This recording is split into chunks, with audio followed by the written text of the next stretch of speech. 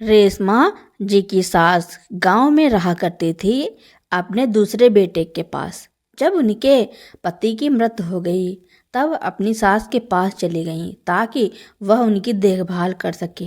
कुछ दिन वहां रहने के बाद दोनों सास बहू अपने शहर वाले घर में आती हैं, लेकिन आते ही उन्हें अपने बेटे और बहू के गलत रवैये के बारे में पता चलता है। किस तरह से वह उन्हें अपने घर में रखना ही नहीं चाहते थे। रेशमा जी का दिल अंदर ही अंदर टूट रहा था। जब वह अपने बेटे और बहू के घर के बाहर आई तो घंटी बजाने पर भी दरवाज़ा नहीं खुला। इसलिए उन्होंने एक प्लान बनाया। डोर बेल की आवाज़ सुनकर प्रांजल दरवाज़ा खोलने आया। प्रांजल दरवाजे की होल से आंख सटाकर देखा और देखते ही चौंक गया, क्योंकि दरवाजे पर उसकी दादी और एक औरत खड़ी थी। वह देखते ही चिल्लाया, चाची चाची, देखो कौन आया है। बेटा तू क्यों चिल्ला रहा है? चाची आपकी आफत आ गई है। अरे तू ऐसा क्यों बोल रहा है बेटा? चाची आप ही तो दादी को आफत कहती हैं। दादी के साथ एक और बूढ़ी औरत है। एक और औरत? चाची दरवाजा खोल दो। क्या? नहीं नहीं, लाइट बंद कर दो ताकि दादी को लगे घर में कोई नहीं है और चुपचाप यहाँ से सरक जाएं। अभी तो 15 दिन ही हुए हैं। गांव से इतनी जल्दी क्यों लौट आई? उनका वहाँ मन नहीं लगा क्या? उसने वैसा ही किया जैसे कि प्रांजल ने कहा। दरवाज़ा बंद करके सब शांत हो गए। बहुत देर तक दरवाज़ा नहीं खुला तो बाहर खड़ी हुई रेशमा जी ने दरवाजे की होल से देखा तो घर में कोई दिखाई नहीं दे रहा था। तो सोचने लगी, पता नहीं सब कहाँ गए। दरवाज़ा तो अंदर से बंद है। अगर सब बाहर गए होते तो दरवाज़ा बाहर से लॉक रहता। तभी अंदर से रोहन आया और कहने लगा, अरे कोमल, तुमने हॉल में अंधेरा क्यों कर रखा है? कोमल बोली, सुनिए जी, माँ जी आई हैं और साथ में एक और औरत है। एक और औरत? कौन है? जरूर दादी होगी। दादी को क्यों ले आई? वह तो गांव में ताई जी के पास थी। रोहन की पत्नी कोमल बोली, बुढ़िया सठिया गई है, खुद के रहने का ठिकाना नहीं और साथ में शमशान में भी पैर फैलाए बैठी। अपनी सास को भी यहीं ले आई। डोरबेल अभी भी बज रही थी। आवाज़ सुनकर अंदर से बड़ा बेटा अर्जुन भी आ गया। बोला, डोरबेल बज रही है, तुम लोग सब यहीं हॉल में हो, दरवाज़ा क्यों नहीं खोल रहे हो? सुनाई नहीं देता क्या? छोटा भाई रोहन बोला, भैया माँ गांव से लौट आई हैं, साथ में दादी भी हैं। अब तो उनके लिए 2 कमरे खाली करने पड़ेंगे। अर्जुन बोला, दोनों एक कमरे में रह लेंगे। तेरे पास तो स्टोर रूम है, वह दे देना। रोहन बोला, स्टोर रूम बहुत छोटा है, ऊपर से कोई खिड़की नहीं है, 2 खटिया वहाँ पर नहीं लग पाएंगी। माँ का कमरा आपके हिस्से में आया है, आप ही वह कमरा उन्हें लौटा दो। उनके मरने के बाद उसे वापस ले लेना। डोरबेल अभी भी बजती जा रही थी। अर्जुन बोला, तू क्या चाहता है? दोनों का खर्चा मैं अकेले उठाऊं? बहुत चालाक है। अर्जुन की पत्नी भी वहां आ गई। बोली, कब से डोरबेल बज रही है? कौन है बाहर? कोई भिखारी है क्या? आप लोग दरवाज़ा क्यों नहीं खोल रहे हो? अर्जुन अपनी पत्नी से बोला, जाओ गेट खोल दो, बाहर तुम्हारी सास और दादी सास खड़ी हैं। ना ना, मैं नहीं जाऊंगी। अभी तो माँ जी को गए 1 हफ्ता हुआ, फिर से चली आई।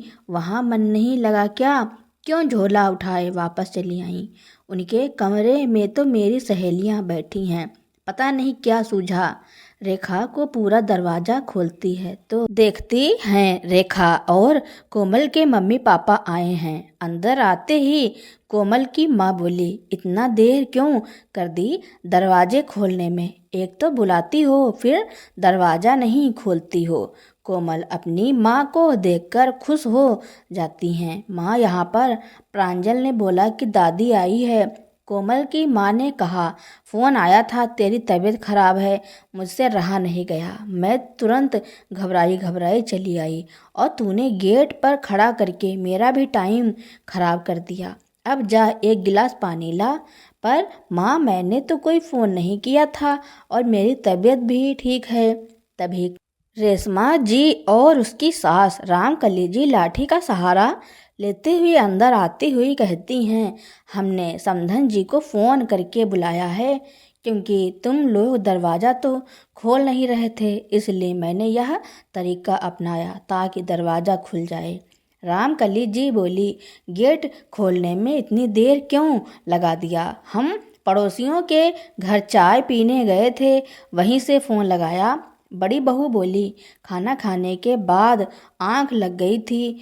रामकली जी देखती हैं दोनों बेटे बहू सब हॉल में बैठे हैं, छोटी बहू उनके पास खड़ी है।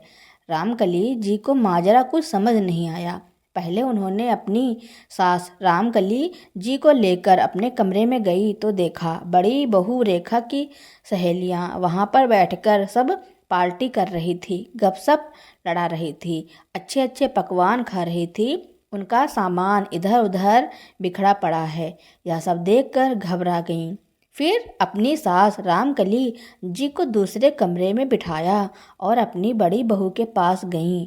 यह सब क्या है? मेरे कमरे में तुम्हारी सहेलियां क्या कर रही हैं? बड़ी बहू बोली, आप दादी जी को भी यहाँ ले आई, घर में कमरे की कमी है।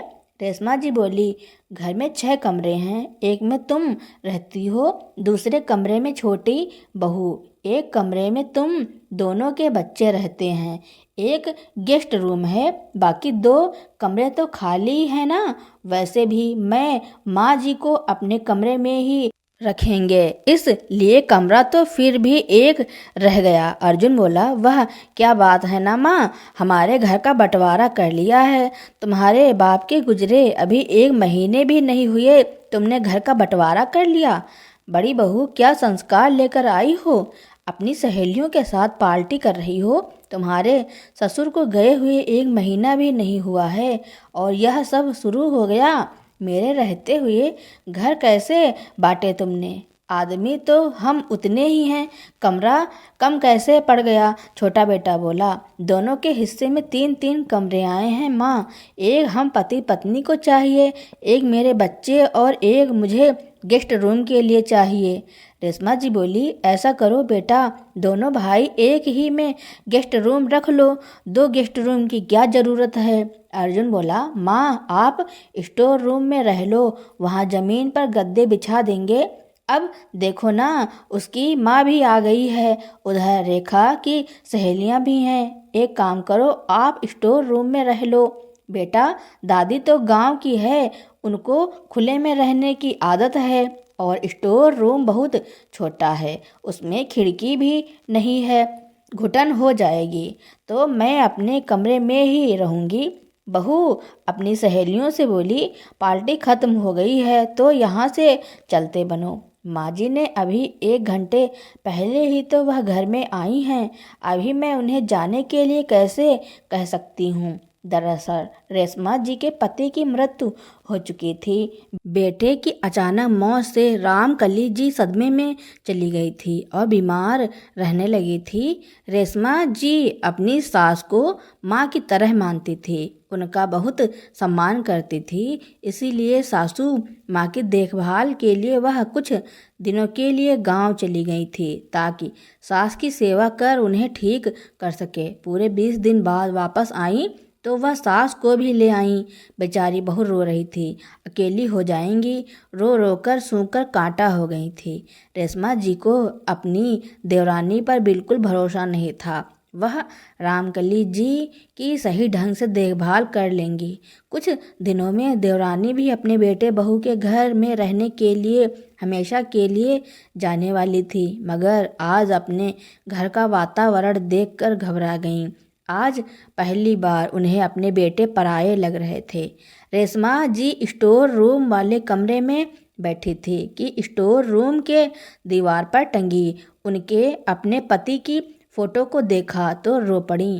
कहने लगी, इतना बड़ा घर दिया, फिर भी बेटा ने आपकी तस्वीर को स्टोर रूम में टांग दिया, बच्चों ने मेरे कमरे को छीन लिया। वह फोटो के सामने खड़ी होकर वह रुआसी आवाज़ में बोल रही थी, आपके बेटे मुझे अजनबी लग रहे हैं। ऐसा लग रहा है जैसे किसी पराये घर में आ गई हूँ। जब आपकी फ़ोटो के लिए एक सही जगह नहीं है तो मेरे लिए क्या जगह होगी। आपके मरते ही बेटे बहू का रवैया बिल्कुल बदल गया। रेशमा जी ने स्टोर रूम में गद्दा बिछाया, अपनी सास को वहीं पर लिटा दिया। सुबह का आए आए रात हो गई। दोनों बहू ने सास और दादी सास को खाने को क्या पूछती, जब पानी तक नहीं पूछा। रेशमा जी खाने का इंतजार करती रही, मगर 10 बज गए, खाना नहीं आया। उनकी सास भूख से छटपटा रही थी। अपनी सास की हालत देख वह नहीं पाई, उठकर खुद रसोई में गईं तो देखा दोनों बहू ने रसोई को भी 2 हिस्से में बांट लिया, 2 गेट निकाल दिए हैं। रेशमा जी बोली, बहू सुबह से खाने को कुछ नहीं मिला। दोनों बहुएं चुप थी, एक दूसरे का मुंह ताक रही थी। बड़ी सोच रही थी कि छोटी देगी और छोटी सोच रही थी कि बड़ी देगी। एक से बढ़कर एक खाना बनाने में बहुएं बिजी हैं, जैसे कोई कंपटीशन चल रहा हो। बड़ी बहू अपनी सहेलियों के लिए पकौड़े सैंडविच बना रही थी और छोटी बहू नूडल्स बना रही थी। जैसे लग रहा था कोई मास्टर शेफ में कंपटीशन हो गई हो। यह देखकर रेशमा जी खुश हो जाती हैं और कहती हैं कि तुम लोग इतना कुछ बना रही हो तो दादी सास के लिए बहुत दिनों से अच्छा खाना नहीं खाया। मुझसे भी अब बुढ़ापे में इतना काम तो नहीं हो पाता। चलो अब घर आ गई हूँ तो चैन से 2 रोटी बनाया खाने को तो मिलेगा। माँ जी आज घर में मेहमान आए हैं तो हम उनके लिए स्पेशल बना रहे हैं। यह मत सोचो कि आपको भी दावत मिलेगी। आप खाने के बारे में ना सोचिए। 85 साल की दादी सास को आप यह सब खाना खिलाएंगी, उन्हें हजम नहीं होगा, खटिया फिर से पकड़ लेंगी और आपको उनकी सेवा करनी पड़ेगी। हम तो उनको छूने वाले नहीं, आप जाकर खिचड़ी ही बना लीजिए। बहू मेरी सास तो खिचड़ी खाएंगी क्योंकि उनके दांत नहीं हैं, पर वह यह सब खाना नहीं खा पाएंगी, पर मैं तो खा सकती हूँ ना। छोटी बहू बोली, माँ जी मेरा 8वां महीना चल रहा है और आप यह जान लीजिए कि कोई आपके लिए पकवान नहीं बनाया है, अपनी माँ के लिए बनाया है। बड़ी मुश्किल से हंसते हंसते अपनी माँ के लिए खाना बनाया है। बहू भूख लगा है तो फ्रिज में रोटी चटनी बचा है, खा लीजिए, नहीं तो आओ बड़ी भाभी से बोलिए खिचड़ी बना देगी। बहू रेखा बोली, माँ जी मेरी सहेलियाँ आई हैं, आपको दिखाई नहीं देता। अब आप आफत लेकर आ गई हैं तो खिचड़ी आप खुद ही बना लें। आप भी उस हड्डी के ढांचे को यहाँ उठाकर लेकर आई हैं। रेशमा जी को गुस्सा आया, बोली, बड़ी बहू अपनी जुबान को संभाल कर बात कर, वह मेरी सास हैं, मेरी सगी माँ से भी बढ़कर हैं। एक बार मेरे बारे में कुछ बोलोगी तो मैं सुन लूँगी, लेकिन मेरी सास के बारे में बोलोगी तो तेरी जुबान खींच लूँगी। आने दो बेटे को, बोलती हूँ। तभी अर्जुन आ गया। अपने बड़े बेटे को देखकर कहती हैं, तेरी बीबी दादी के बारे में कितना अनाप शनाप बक रही है। उनके लिए 1 कटोरी खिचड़ी बनाना इनको भारी लग रहा है। माँ रेखा सही तो कह रही है और मुझे और भी काम है। सुबह सुबह तुम लोगों का झगड़ा सुनकर अपना दिन नहीं खराब करना चाहता। अब मुझे काम पर जाने दो। इतना कहकर अर्जुन गुस्से में चला गया। बड़ी बहू तो पति का साथ पाकर और बोलने लगी, उस बुढ़िया के बारे में बोलूँगी तो क्या कर लेगी। यहाँ आपका ठिकाना नहीं है और आप एक और बोझ उठाकर ले आई हैं। आंखें मत दिखाओ माँ जी, अब आपके दिन गए। कहते हुए बड़ी बहू रसोई में कुंडी लगाकर अपने कमरे में जाने लगी। और माँ जी आपको कोई शर्म लिहाज है, मेरी सहेलियाँ आई हैं, सब मेहमानों के बीच आप तमाशा कर रही हैं, चुपचाप नहीं बैठ सकती। सुनिए सासू माँ, मैं सिनेमा देखने जा रही हूँ। फिर छोटी बहू ने भी वही किया, अपने रसोई में ताला लगाकर अपने कमरे में चली गई। यह सब देखकर रेशमा जी के पैरों में जान ही नहीं बची। वह आंगन में बैठ गईं और आंखों में आंसू आ गए। रेशमा जी स्टोर रूम में गईं और गांव से जो टिफ़िन बनाकर लाई थी अपने थैले से निकाला। उसमें रोटियां अभी बची थी और सब्जी थी जो खराब हो गई थी, पर रोटी सही थी। फिर कुछ पैसे लेकर वह बाजार गईं और दूध ले आईं। फिर रोटी को चूर चूर करके अपनी सास को चम्मच से खिलाने लगी। पहला निवाला मुंह में जाते ही सास ने कहा, दोनों बेटे बहू हाथ से निकल गए। रामकली जी को 75 साल हो गए थे दुनिया देखते हुए। उन्होंने अनुभव से ही जान लिया था कि मामला खराब है। रेशमा जी बोली, ऐसा कुछ नहीं है माँ जी, आप बेवजह शक कर रही हैं। रामकली जी बोली, जब बहू बेटे 1 घंटे बाद गेट खोला तभी मैं समझ गई। अंदर से आई तो मेरे दोनों पोतों ने मेरी तरफ देखा भी नहीं। तभी मैं समझ गई कि बेटे अब पराये हो गए हैं। मुझे रेशमा कल सुबह ही गांव ले चल, हम वहीं ठीक हैं। शहर की हवा ठीक नहीं है। बच्चे जब बदल गए तो हमें भी अपना रुख बदल लेना चाहिए। उनकी बात सुनकर रेशमा जी रो पड़ी। सोचने लगी, पता नहीं शायद मेरे संस्कारों में कहाँ कमी हो गई, मेरी परवरिश में ही कमी हो गई। कमी मेरी परवरिश में नहीं, शहर की हवा में है। आजकल शहर के बच्चों को आज़ादी चाहिए होता है, सास की सेवा करना कोई नहीं चाहता। धीरज रख, अब अपना मन मत खराब कर।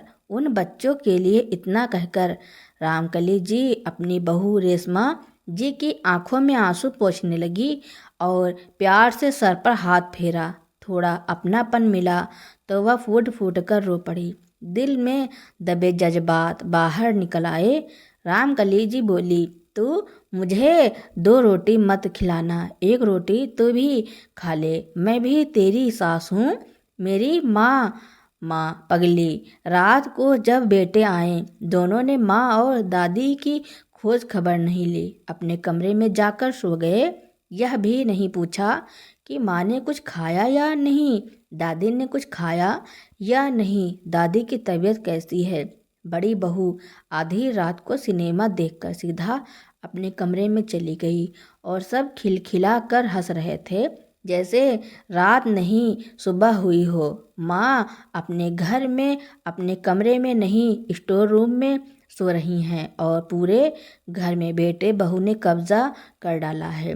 बड़ी बहू के हिस्से में उसकी सहेलियां हैं और छोटी बहू के कमरे में उसकी माँ है। सुबह हुई, बड़ी बहू स्टोर रूम में आई और कहने लगी, माँ जी, ओ माँ जी, उठिए, इतना देर हो गई है, अभी तक आप सो रही हैं। सुबह के 4 बज रहे हैं। बहू, अभी तो सुबह के 4 ही बज रहे हैं। चाय लाई हो तो रख दो, उठकर पी लेती हूँ। जा पहले दादी सास को उठा दे। जगह बदलने से मुझे रात को देर से नींद आई है। बड़ी बहू बोली, माँ जी, चाय वाय आप गांव में जाकर पी लीजिए, ऑटो खड़ा है, आप दोनों गांव के लिए चले जाइए। सामान तो पैक है ना, आपके बेटे गांव भेजना चाहते हैं आपको। तभी छोटी बहू कोमल भी आती है और कहती है, अच्छा हुआ मेरी माँ को आपने बुला लिया। वैसे भी मैं माँ को बुलाने ही वाली थी, क्योंकि मेरा 8वां महीना चल रहा है और मुझे आपकी कोई ज़रूरत नहीं है। आपको मेरे होने वाले बच्चे की चिंता करने की ज़रूरत नहीं है। मेरी माँ यहाँ है, वह सब कर लेगी। आप गांव चले जाइए। आपका गांव में 4 कमरों का घर है, वहाँ आप और दादी माँ आराम से रह लेंगे। इतना सामान उठाइए और यहाँ से चलते बनिए। रेशमा जी सोकर उठ भी नहीं पाई थी और बहू ने अपने घर से निकलना शुरू कर दिया। शायद रेशमा जी को पहले से ही आभास था। रेशमा जी और उसकी सास रामकली जी दोनों आंखें मलते हुए उठी। अपने बेटे से बोली, गांव तो जा रही हूँ, पर मेरा खर्चा कौन उठाएगा। माँ, तुम्हें खर्चे की क्या ज़रूरत है। तुम्हारे अकाउंट में पिता जी के दिए हुए कुछ पैसे हैं, उन्हीं से गुजारा करो। बहुत कर लिया अपनी मनमानी इस घर में, आप हमेशा अपनी चलाती रही, मगर अब आपकी बहू बर्दाश्त नहीं करने वाली। अगर आप यहाँ रहोगी तो रोज़ बेवजह कलह होती रहेगी, लड़ाई झगड़ा होता रहेगा। और हम यह नहीं होने देना चाहते, इसलिए आप यहाँ से चली जाइए। अपने बेटे की बात सुनकर रेशमा जी की आंखें भर आईं। तुझे तो शहर की हवा लग गई बेटा, तेरी आंखों में शर्म लिहाज कुछ भी नहीं बची।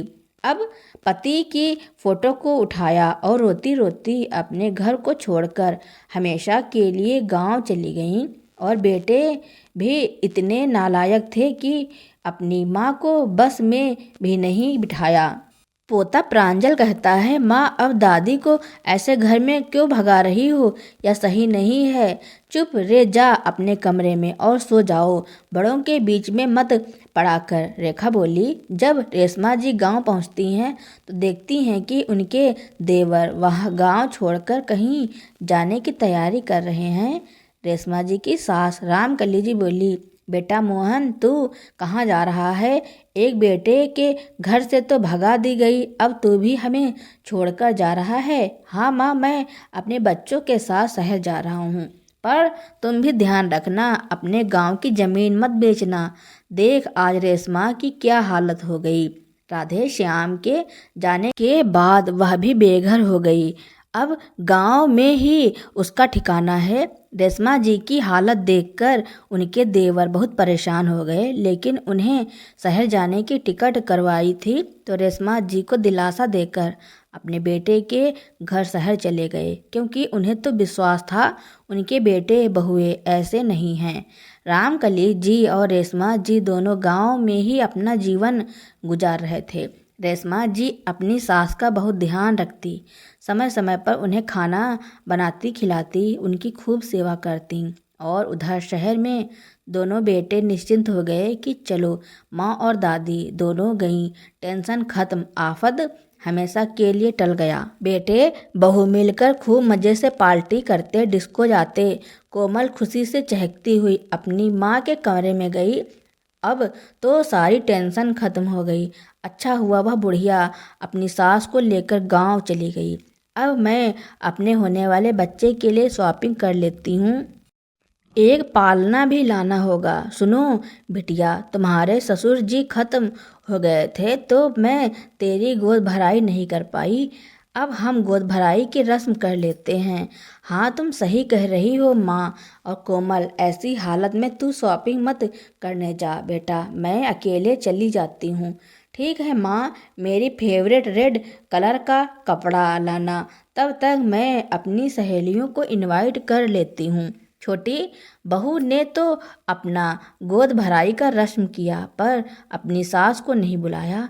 दुनिया के लोगों को बुलाया, निमंत्रण दिया। उसके मायके से सब लोग आए, सहेलियां आईं, पर वह सास जिन्होंने बड़े प्यार से उसे अपने घर की छोटी बहू बनाकर लाई, उन्हें वह बुलाना ही नहीं चाहती थी। 2 दिन बाद गोद भराई की रस्म शुरू हो गई। सब मेहमान कोमल के होने वाले बच्चे को बधाई देते हैं। उसकी माँ होने वाले बच्चों के लिए सोने के कड़े और चैन देती है। कोमल कहती है, माँ तुमने मेरे होने वाले बच्चों के लिए चैन दिया है, अगर तुम्हारी जगह मेरी सास होती तो 100-200 रुपये से ही काम चला लेती। और वह बूढ़ी दादी 20 रुपये पकड़ा देती और कहती कि खूब जियो, खुश रहो, आशीर्वाद से ही काम चला लेती। अच्छा हुआ टेंशन गया, पूरी तरह से छुटकारा मिल गया। गोद भराई की रस्म होने के बाद सारे मेहमान खाना खा रहे थे तो इस समय दरवाजे की घंटी बजी। एक आदमी आया, उन्होंने एक लिफाफा पकड़ा हुआ था। रोहन दरवाजा खोलता है और बोलता है कि हाँ जी, आपको किससे मिलना है? जी अर्जुन, रोहन का घर यही है? आदमी ने कहा, हाँ जी, मैं ही रोहन हूँ, आपके लिए गिफ्ट। कोमल कहती है, जी गिफ्ट जरूर, मेरे होने वाले बच्चों के लिए किसी ने दिया होगा। हाँ हाँ, रुक जाओ, मैं देखता हूँ। और रोहन लिफाफा खोलता है तो पढ़ता है और उसको पढ़कर चौंक जाता है, उसकी बोलती बंद हो जाती है। कोमल कहती है, क्या हुआ, कुछ बोलो तो सही। अर्जुन भी आ जाता है। क्या हुआ रोहन, तुम इतने खामोश क्यों हो? अर्जुन उसके हाथ से लेटर पकड़ता है और लेटर पढ़ता है। तो वह भी चौंक जाता है। वह आदमी कहता है कि इस घर के कागजात हैं, अब मैं इस घर का मालिक हूँ। यह घर आपकी माँ ने हमें बेच दिया है। आप इसे तुरंत खाली कर दें, नहीं तो पुलिस को बुला दूंगा। अर्जुन और रोहन दोनों के हाथ पैर फूल गए। इधर अर्जुन परेशान था कि यह क्या हो गया। अभी टेंशन गया ही था कि फिर से टेंशन आ गया। अर्जुन सदमे में आ गया। अभी के अभी घर खाली करो, उस आदमी ने तेज आवाज में कहा। उसने बहुत कोशिश की मगर उन लोगों ने जबरदस्ती अर्जुन और रोहन का सामान घर के बाहर फेंकना शुरू कर दिया। सारे मेहमान वहां खड़े तमाशा देख रहे थे। अर्जुन तो सड़क पर ही आ गया। उसे समझ ही नहीं आ रहा था कि क्या करे। कोमल हाथ जोड़कर बोली, भैया हमें कम से कम एक रात तो यहाँ रहने दो। मैं प्रेग्नेंट हूँ, ऐसे हालत में मैं कहाँ जाऊँगी। आप कहीं भी जाइए, मुझे कुछ नहीं पता। जब आपने अपनी माँ को इस घर से निकाला था तब आपने उनके बारे में नहीं सोचा, तो मैं क्यों सोचूं। मैं तो इस घर का मालिक हूँ। आप यहाँ से चली जाइए, जो आपको करना है करिए, मुझे आपसे कोई मतलब नहीं है। अर्जुन और रोहन कोमल की माँ के घर पहुँचे कि रात वहीं गुजार लेंगे, पर कोमल के भाई भाभी ने भी उन्हें वहां रहने नहीं दिया। उसकी भाभी बोली, कोमल दीदी, जब आपने अपनी सास को ही नहीं समझा तो तुम ननद हो, बहन क्यों समझूं। आप प्रेग्नेंट हैं तो सारा बोझ मैं क्यों उठाऊं। आपका इस घर में कोई अधिकार नहीं है। कोमल की माँ बोली, बहू ऐसा मत करो, कहाँ जाएगी बेचारी इस हालत में। माँ जी, आपको यहाँ रहना है कि आपको भी घर से निकाल दूँ। मजबूरी में उन्हें सड़क पर ही रात बिताना पड़ा और भाग दौड़ में कोमल का पेट दर्द भी बढ़ गया। उसे खूब दर्द होने लगा, वह रोने लगी। रोहन घबराता हुआ उसे अस्पताल ले गया, पर रात को कोई इमरजेंसी में भी उसे एडमिट नहीं कर रहा था। वह पागलों की तरह हॉस्पिटल के चक्कर लगाता जा रहा था। अंत में उसने किसी एक सरकारी अस्पताल में एडमिट कर लिया गया और उसके बच्चे को नहीं बचाया जा सका। यह बात जब रोहन ने सुनी तो वह फूट फूट कर रोने लगा, लेकिन फिर उसने खुद को संभाला। उसके दूसरे ही दिन अर्जुन और रोहन, उसकी पत्नियां और बच्चे गांव पहुंचते हैं अपनी माँ के पास, लेकिन उसकी माँ वहाँ नहीं दिखाई देती है। लोगों से इधर उधर पूछते हैं, पूछने पर पता चलता है कि उन्होंने अपने गांव के घर और ज़मीन को बेचकर शहर के किसी वृद्ध आश्रम में चली गई हैं। यह बात जब दोनों ने सुनी तब उनके तो जैसे पैरों में ज़मीन ही खिसक गई। अब वह कहीं के नहीं रहे थे, ना तो शहर का घर बचा था और ना ही गांव का। दोनों बेटे बहू दर दर की ठोकरें खाते फिर रहे थे और वहीं दूसरी तरफ रामकली जी और रेशमा जी अपनी जिंदगी वृद्धाश्रम में बहुत अच्छे से गुजार रही थी। तो दोस्तों, रामकली जी ने और रेशमा जी ने अपने बेटे और बहुओं के साथ जो किया उसके बारे में आपका क्या कहना है और यह कहानी आपको कैसी लगी, कमेंट में ज़रूर लिखना। मेरी कहानी सुनने के लिए आपका बहुत बहुत धन्यवाद।